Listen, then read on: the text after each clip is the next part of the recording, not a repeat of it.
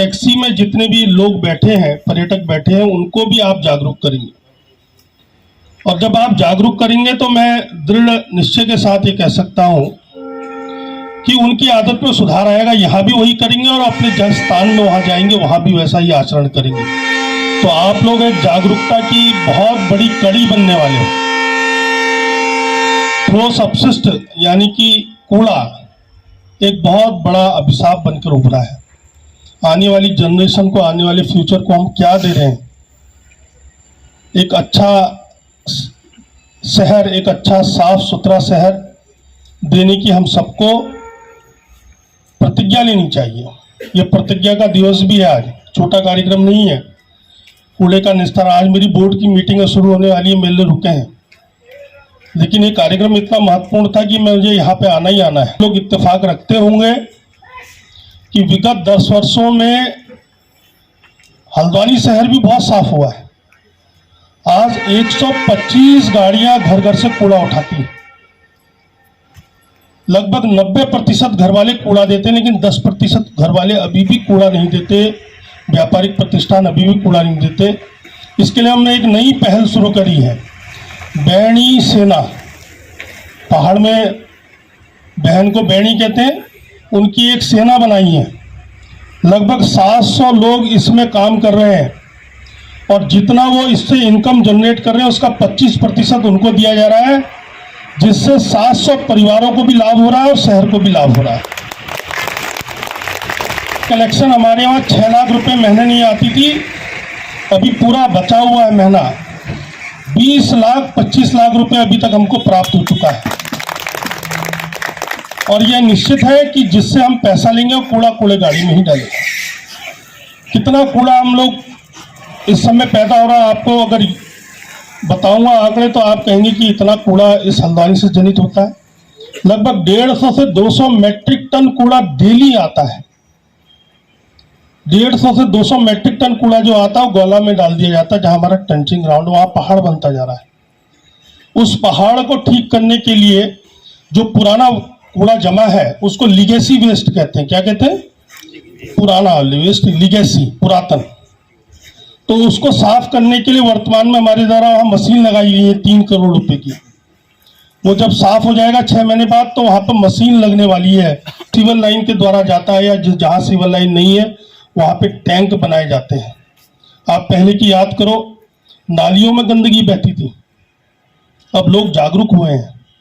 नालियों में जब हम गंदगी फेंकते हैं तो उसी से बहुत बीमारियां होती हैं,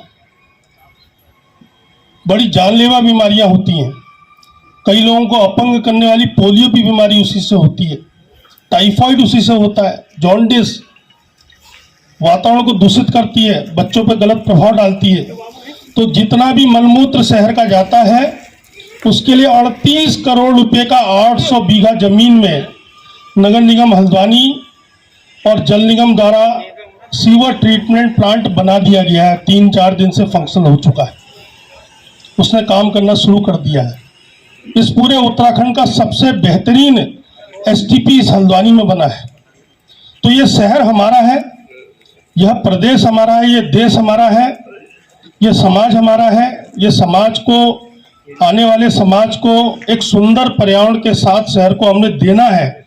इस जिम्मेदारी को जब हम समझेंगे तो ये हम कार्य करेंगे। ऐसे में शहर साफ होगा। और इनकी मंशा और इनकी कमेटी की मंशा मुझे पहले दिन से अच्छी लगी, तो इन्होंने मुझसे आग्रह किया कि एक टैक्सी स्टैंड चाहिए। मैंने आपसे कहा आप स्थल देखिए, स्थल आप ही ने देखना है, स्थल का चयन करिए, जो पैसा लगेगा मैं लगाऊंगा। और नगर निगम हल्द्वानी ने उसमें काम शुरू किया है। आप सब लोग मेरे स्थानीय लोग हैं, सभी के घर से परिचित हूँ मैं, एक सबके परिचित हूँ मैं घर से, सबके से मेरा पुराना नाता रहा है। सबने आशीर्वाद दिया है मुझे, सदैव आज इस पद पर हूँ, आपके सामने बात कर रहा हूँ, तो ये सब आपका ही आशीर्वाद है। एक आशीर्वाद शहर को और दीजिए।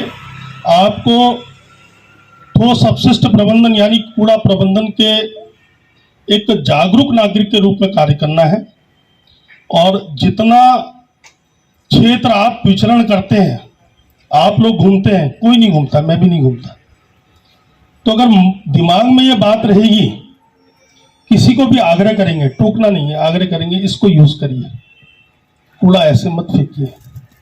आग्रह करना हमारा काम है, किसी को बहुत निर्देश देना काम नहीं है हमारा। तो हर व्यक्ति बुद्धिमत्ता उसमें है, आपके आग्रह से वो मानेगा और अच्छा रहेगा। बहुत बहुत धन्यवाद। अभी काठगोदाम में स्वच्छ भारत अभियान को लेकर कैरी बैग बांटे गए हैं, इसमें क्या कहेंगे? देखिए, परिवहन डिपार्टमेंट की इनिशिएटिव है और साथ में स्वच्छ भारत अभियान की इनिशिएटिव के अंतर्गत ये कार्य किया जा रहा है। और टैक्सी चालकों का अपना एक बहुत बड़ा सहयोग हो सकता है अगर वो अपने साथ साथ आने वाले पर्यटकों को भी प्रेरित करें कि कूड़े को इधर उधर न फेंकें, उनको डस्टबिन में डालें। उनको एक एक बैग दिया गया है वो गाड़ी में प्रयोग करने के लिए, तो समस्त कूड़े को उसमें डालकर फिर गाड़ी में डालेंगे। तो स्वच्छ भारत की कल्पना को लेकर, स्वच्छ शहर की कल्पना को लेकर कार्य किया।